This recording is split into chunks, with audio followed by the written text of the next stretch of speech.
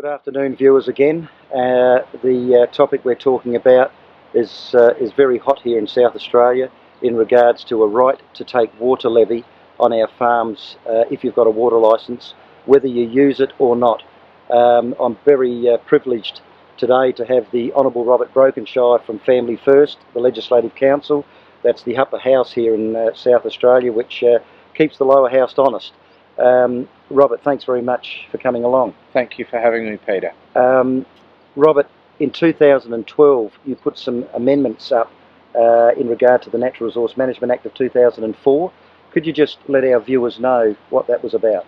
Well, in 2012 it was clear that this nonsense of charging irrigators for water that falls from the God-given skies onto their property, a levy that in some cases was up to or even over $10,000 a year, was unacceptable and undemocratic, and in my opinion unnecessary if government managed their business better. So I put a levy up to say, I put an amendment up to the levy to say that there would be no levy and that farmers would not have to pay for water that they extract off of their own property. What support did you get, Robert, when you put that amendment forward? Well, unfortunately on that occasion, and what does happen when you're on a crossbench party like Family First, a smaller party, the two major parties got together, and whilst there was supposed to be a democratic parliamentary debate with the opportunity for amendments from any member of parliament to be properly and carefully considered, the reality was when I got into the chamber to debate the bill and my amendment that the Liberal and Labor Party had done a deal, and as a result of that the amendment was never going to get up. I find that very, very disappointing, being a farmer myself, beef cattle, when you think that the Liberal Party was originally formed to look after the man on the land, and I find that very disappointing that they didn't support you on that. Robert, how much extra expense has this caused you? You're a dairy farmer yourself. I know you wear two hats, politician and dairy farmer.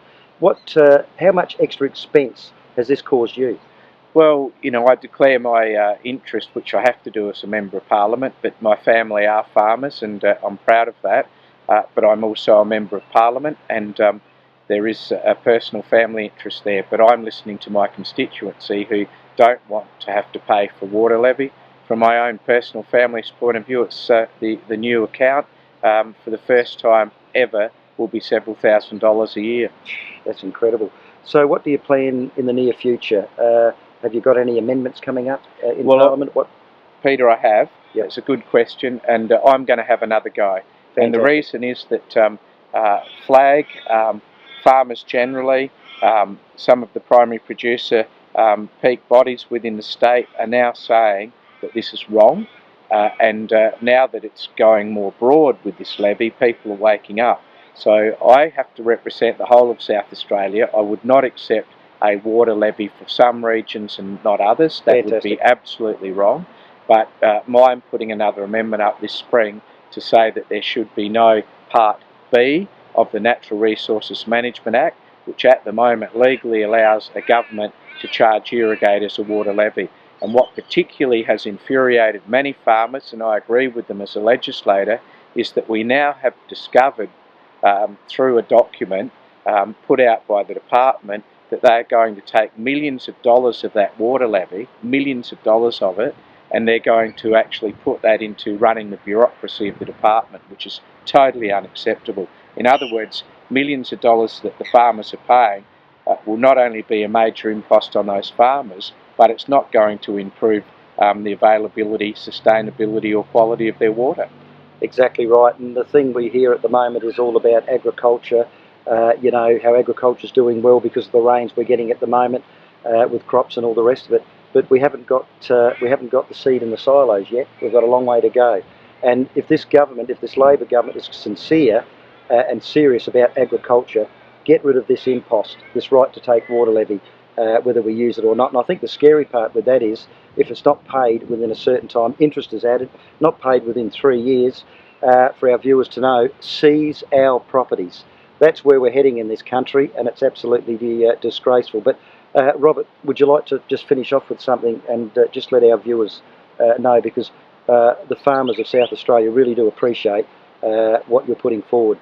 Well, what I'd say, particularly to farmers in South Australia and indeed across the whole of the nation of Australia, and to anyone else looking at this particular filming segment, is that agriculture is a strong way forward for a sustainable economy in our state and nation. And at the moment, the biggest threat we have is the lack of commitment from the South Australian government and probably from other state governments to actually give farmers just a fair go.